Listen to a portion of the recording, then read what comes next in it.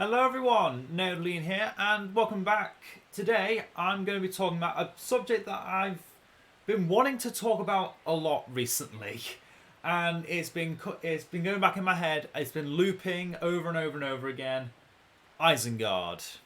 Why do I hate them so much?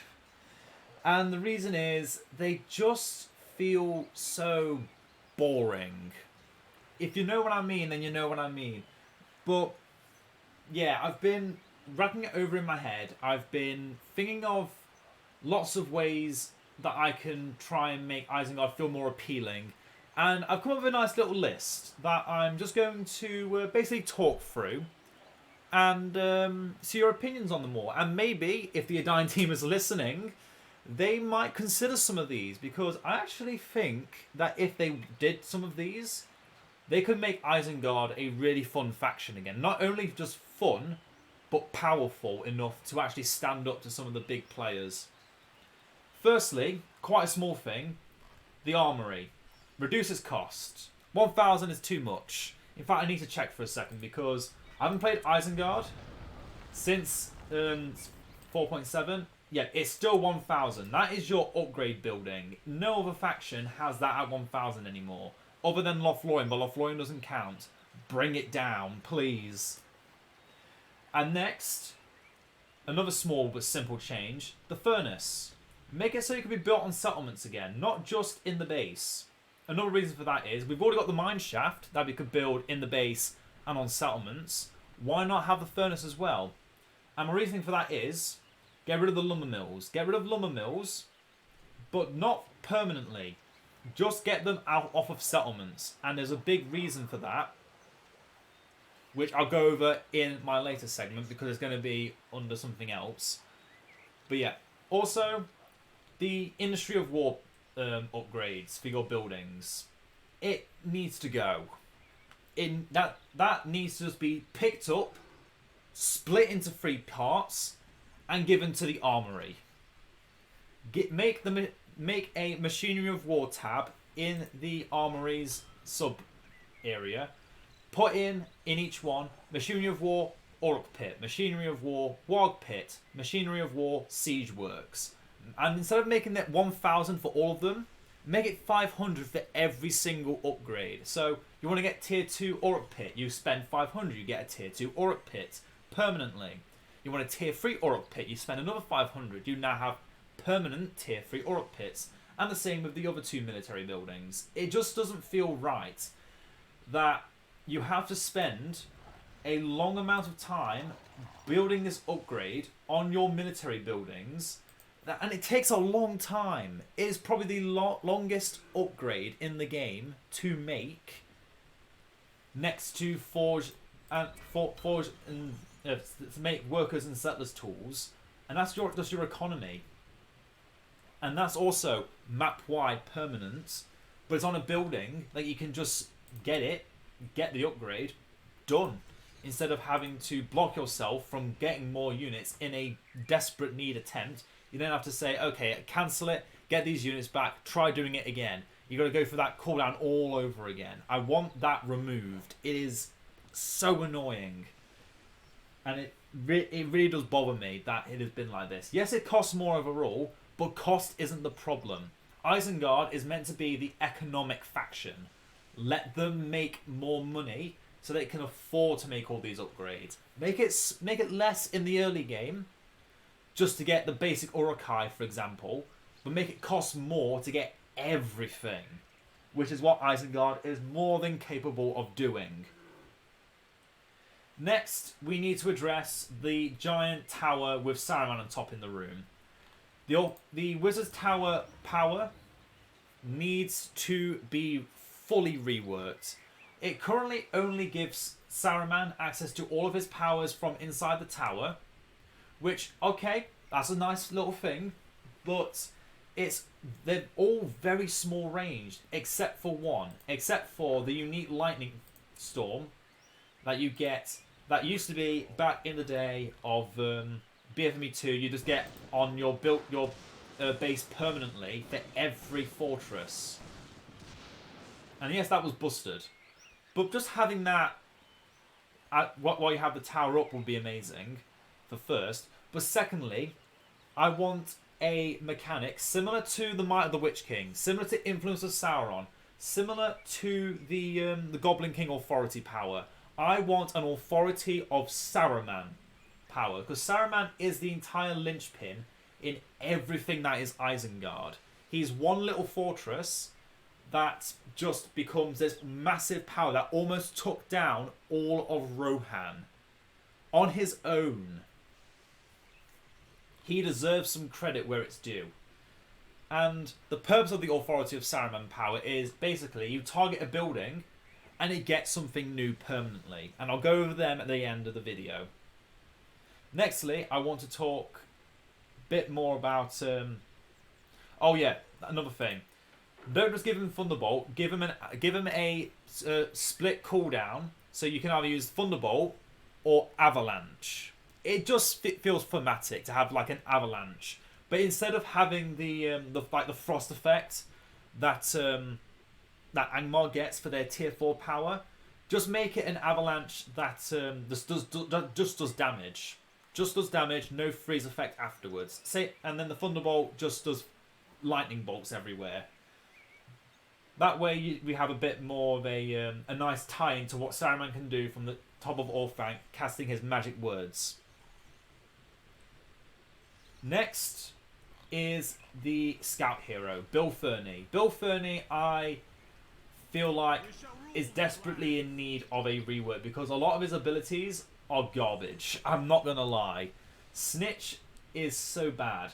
But the main weakness of Bill Ferny is the fact you have to actually spend money to level him up. I want that mechanic removed. And there's a good reason for it, because instead of wasting money leveling him up, how about we have a Goblin King who levels up from not just gaining experience, but also from using his abilities. Let Bill Ferny be the same case. Because some of his abilities are pretty good. His first and last abilities are decent. These 3 powers need to go, and I'm going to talk in full detail about them. Firstly, Bribery is an amazing power. However, you need to be in very close range to use it. And in most situations, if you're getting close to an enemy resource building, it's going to be to destroy it. Why not just get Vision of the Palantir? You see the enemy base. You can then now use Bribery on one of their base buildings, and you just get a little bit of money and a little bit of experience and vision over that building, instead of just for 90 seconds, permanently. Vision over it permanently. And I'm going to go more into detail as to why I think permanently in a second. Secondly, get rid of disguise. Just get it out. We don't need that ability anymore. It does not work. If you use an ability, he's no longer in disguise. So you can't put him into the enemy base to then bribe a building and then get out cold turkey. No worries, no damage. He's going to get surrounded and killed. And you're going to spend money to get him back again. You just wasted the money and the time doing all of that for nothing, really. So, lose disguise and instead get an ability called Snoop, which spawns a little man, like a little spy, a snoop, that just walks to a location. So, say for example, you're standing here, you click this ability, you click it on here. A snoop spawns at Bill's position and just slowly makes his way towards that location. And after he's done reaching that location, you then get a little bit of a Vision of the Palantir effect. You get a bit more vision of the area. So then you can have a scout hero be a scout, but also be safe. Because Bill Ferny is not the kind of person, lore-wise, who would go out there and actually do things himself. He would pay people to do that for him with the money he's getting from Isengard, which is why he's part of Saruman's crew. And another thing I'd like to say about this, if possible, have it so it costs money to use this ability and then lower the cooldown a bit. Because then you can just have vision over everywhere, every key location, just by spending money. Which, as Isengard, we've already got Bribery, which is giving us money. spending money very valuably. Then instead of disinformation, have an ability that I'm calling Shady Dealer, which is you target a building you have already bribed, so a building you already have vision over, and then that building spawns a chest of gold. And then on top of bill, you also get a chest of gold. So basically, you're making more money by doing a deal, but you're giving money back to the building, which can also, against AI, really mess them up and just have them go towards the chest. I just kind of like that interaction with chests. I think that'd be a nice thing, which could be, which could have some nice potential to it. It could also be used just on any building you've bribed, and again, unlimited range. So you're not in any danger with Bill, but instead you're just making more money passively. Doesn't have to be a large amount of money. Doesn't have to be a large sum of cash. Could be just 100 resources. Gives you a little bit of experience. You can use it again later on another building. And then the snitch ability. I actually want to only change one thing about this. Instead of the closest enemy hero, have it all enemy heroes. It's a level 7 ability, so you're not getting it at the very beginning. There's not a lot of heroes in the game you need to worry about anyway. So all you're doing is getting a little bit of vision, seeing, okay, they've got that hero, that hero, that hero, that hero, that hero. And to be honest, by the time Bill Fernie gets to level 7, there's a lot of AIs don't actually remake the heroes, so even then Snitch isn't going to be that valuable. And again, most of the time all heroes are clumped together. If you've got heroes standing right here, your Snitch ability is wasted when there could be a hero all the way back here you didn't even know about. Anyway, and then finally, Cut Purse. I love it. Decent ability. Gives you more damage and armor. Puts you above most scout heroes in damage for a small amount of time. But also gives you resources per hit. I love that ability.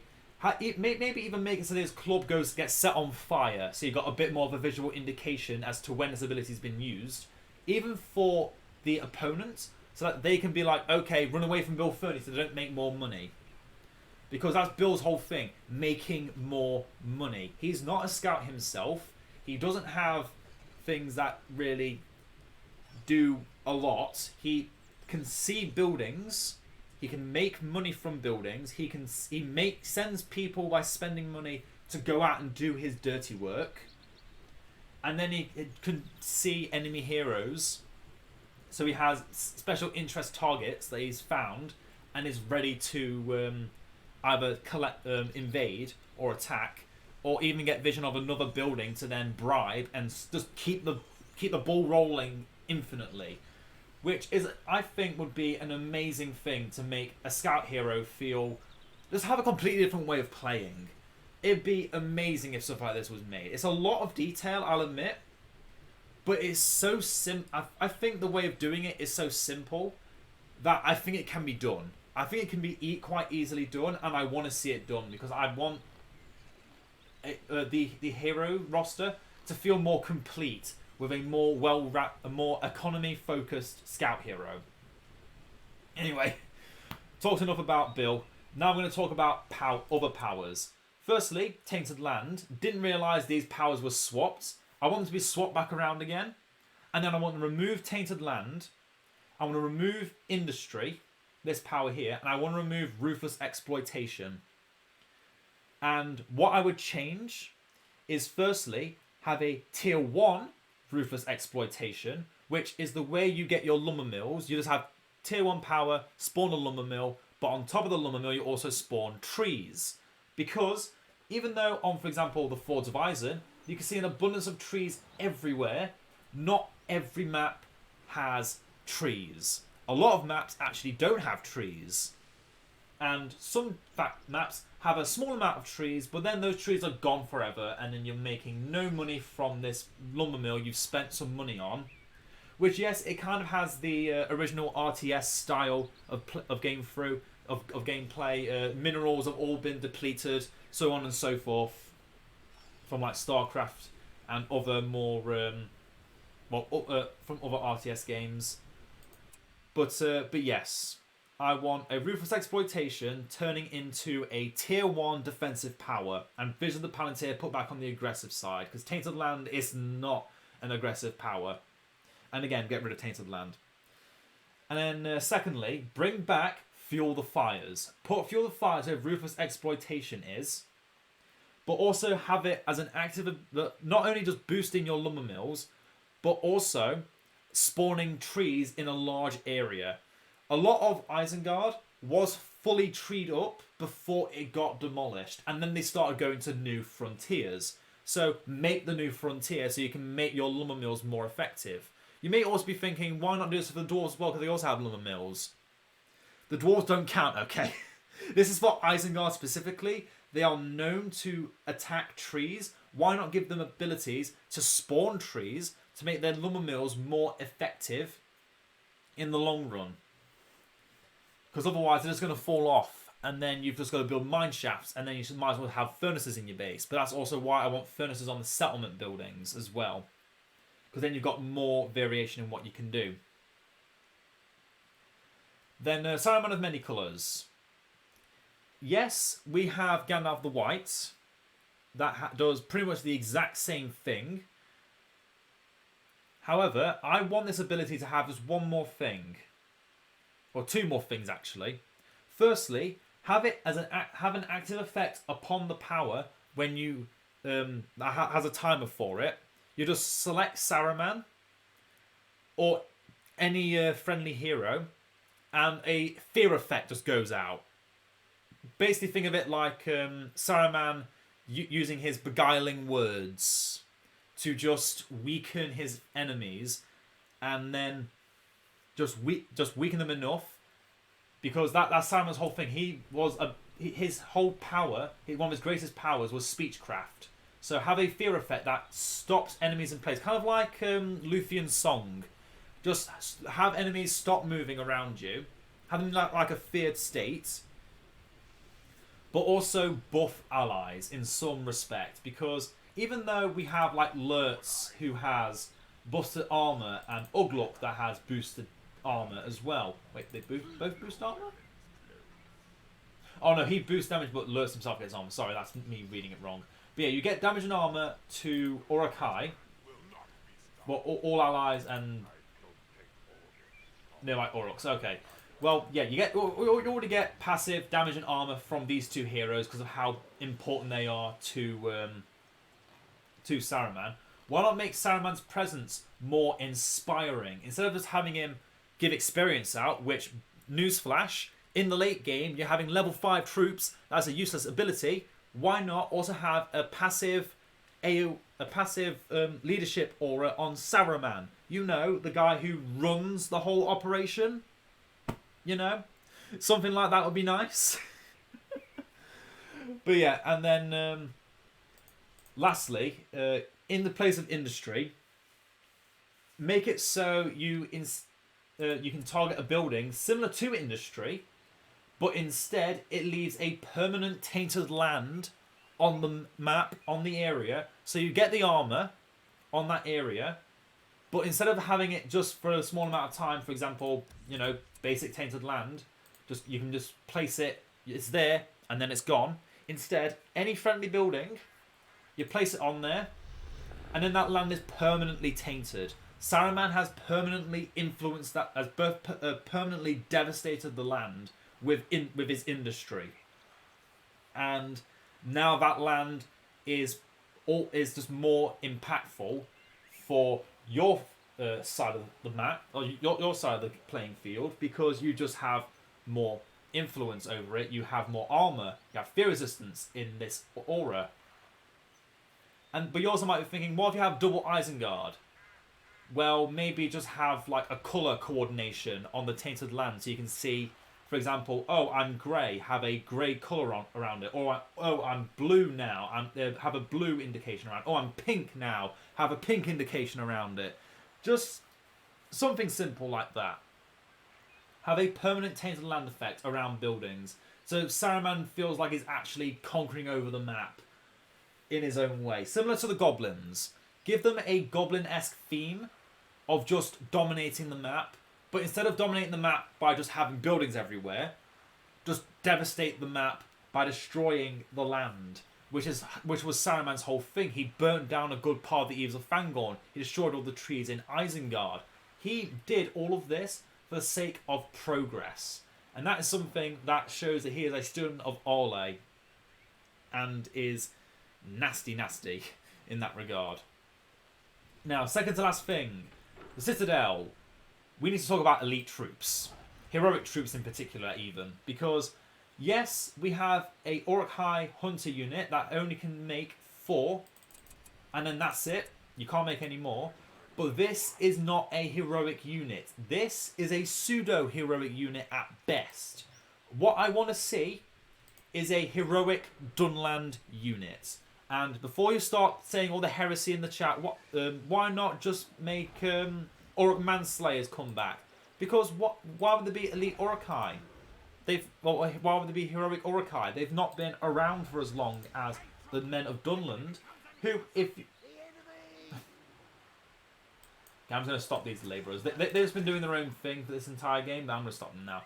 So yeah, what if these Wildmen of Dunland, what if you gave them proper armour? Not just armour that Wolfgar can give them through arm, but like full-on Uruk-hai grade armour. You would make them killing machines, because the men of Dunland want to reclaim their home that was taken from them by the Rohirrim when Gondor gave them Rohan. So why not make a heroic Dunlandish unit that was just 5 guys, very, very buff, very, very well armoured, giant swords, or maybe giant spears, because, you know, they hate Rohan. You'd want like a specialist pikeman unit that buffs all units around. Again, an AoE buff, but specifically for Dunlandings, giving you more emphasis to use this unit later on. And another thing is, why not make Wolfgar look a bit more elite? If he reaches level 10, he's arming the other Wildmen. Why can't he arm himself and look more like one of the elite Dunlandings that would be made from this? I'm mainly taking this from the from what was done in Divide and Conquer for Third Age Total War. But I think it'd be a really nice mechanic, just having an elite, a heroic unit that you can spawn from the Citadel as well. That they come all the way to Isengard, all the way to Orthanc. They go in, and then they come out fully armoured, ready to murderize everything. But you need 3 key things before doing it. You need forged blades, heavy armour, because that's how you get them. But also you would need the middle tier power, you would need Wizard's Tower. To then have this elite, this heroic unit just come out steamrolling everything. I'm not sure what their abilities would be. Again, I like a buff for Dunlandings to make them feel more impactful. But again, also making Wolfgar feel a bit more in place with this elite unit when it's made. I keep saying elite, I mean to say heroic, but elite sounds more good off the tongue. Anyway, on to the final thing. Saruman's authority. I talked about it for a second. Remove this nonsense. Who needs Murder of Crows? Who needs Excavation? Who needs Burning Forges? Make Saruman's authority. You click it and then you target any of your buildings and then it gives a thing. And this is the list I've made. For the Uruk Pits, gain permanent Uruk-hai defenders and recruit units at level 2 permanently from that building. Just the one building. At Warg Pits, you can summon a Warg unit. So you get a little summon that maybe you can only get at level 3. Which then summons a unit of Wargs. So you have another unit in your roster. That's basically the same as the Gundabad Wargs. Not the Gundabad Wargs. The Wargs from the Misty Mountains that you get from the Warg Pits. Basic Wargs. I think they are probably called Gundabad Wargs actually. They can just roam freely. Fast moving. High damage. Howl. So it also works with Sharku. And I'm fairly certain Sharku, his ability... Yeah, Sharku, Wargs and Warg Riders. Make it happen. It is waiting to happen. He buffs Wargs. Let us have a summon of Wargs. Please. Please make it happen. Siege works. Recruits faster. They already recruit pretty fast. Why not make it even faster? So at a point, they can actually leave the doors open and one siege unit comes out after another. Isengard already spams siege stupidly in some games. Why not make it even stupider? Because that's the only thing I can think of. Other than that, I'd say give siege armor. Give them make Isengard siege a heavy armor type. I don't know. Furnaces have a small AoE knockback. I'm kind of taking that from Age of the Ring. I'm not gonna lie, or was it Botter? It's a mod that has the furnaces has a little button on it. When it reaches a certain level, just make it Saruman's authority. You can then just do an AoE knockback effect that doesn't do damage, mind you. It doesn't do a lot of damage. It's like 10 damage, but knocks enemies away, so it gives the building a bit more time to survive. Mine shafts can recruit orc labourers, which is not the labourers of the lumber mills, but instead the labourers from, just like saying orc warriors, give them a nice little reskin, something simple, kind of similar to Grishnak's boys from this power here. Made them look like these orcs. It's these orcs that come from here. Make them look like the original orcs. Something simple, something nice. Just a free unit that you can recruit in a dire moment when you need some extra. There's some extra heads to protect a certain building. Lumber mills, just create more trees. More trees, more economy, more easy access to economy without moving across the map and getting killed by a troll. The armory you can use to make researching faster. Again, another easy thing to do. Very simple, but can be very effective because because you have so many different researchers you have in total. If you include the 6 I want to make from here, that'll be 6. That's 10. That's 15 different things to research. Make it faster, and you'll feel better playing Isengard. For towers, either these little towers or the big towers you can make from the big plots. Just give them more defenders. You can give them steel bolts, so give them an extra arrow. So 2 steel bolts are firing at once. Bigger defences. Lots of fun. And then warg sentries, just add another warg. Short and sweet and simple. And Dunlending huts can can summon Krebines. You don't even need this anymore. Murder of Crows was put onto this. It makes sense. They're Krebine from Dunland. Put it on the Dunlending hut. You can now summon Krebine as a scout unit to just roam the map freely. More scouting potential. And for this building, I don't actually know. I actually forgot about this building, I'm not going to lie. The steel works. Maybe make it so it can recruit a unit, similar to the mine shaft. Maybe say it can recruit siege for a time. Since it is kind of like the giant building that looks like it has a lot of steel going into it. Or another thing, maybe have a permanent boost because it's an outpost building. Have a permanent cost reduction to siege. There you go. There you go. That is everything that I wanted to say. That I want to see changed for Isengard for the better. And I really want this. I really want this change. Because I really think it will make Isengard more fun. They already have a lot of good things going for them. The problem is that this is all you get. I mean, I know I sound a bit selfish saying that, but if you compare Isengard to all the other factions in the Edain mod, this is the faction I feel like is lacking at the moment in just raw potential. There's so many things you can put into this faction. I feel like that if you did. If even one of the things I've listed today happens, I will be a happy chappy for a year, at least. I'll be happy chappy for a year, but Isengard needs just something because I just don't want to touch this faction at the moment because it just feels too vanilla. Where every other faction, even Gondor, doesn't feel vanilla, despite the fact that they're probably the most vanilla faction. At least they have all these amazing things that work with them. That are fresh and just make the faction feel fun to play. Isengard has just been the same since release.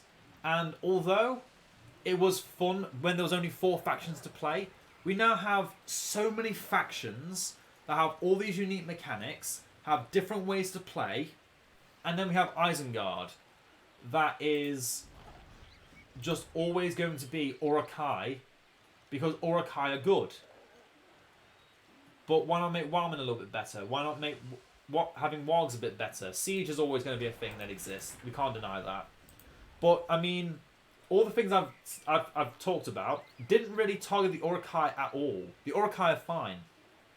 And to be fair, so are the Warg Riders. I just want something else to be given to this Warg pit to make it feel a bit more substantial. Anyway, I've talked long enough.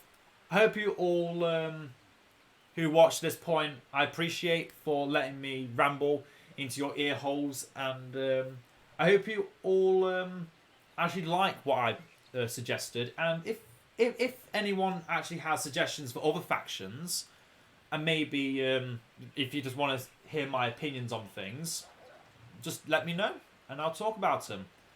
But yeah, this is my full talk about what I want to do to improve Isengard. This faction has... I've always loved Isengard, but at the moment they're at the bottom of the list for me. I'm not touching this faction. Just no.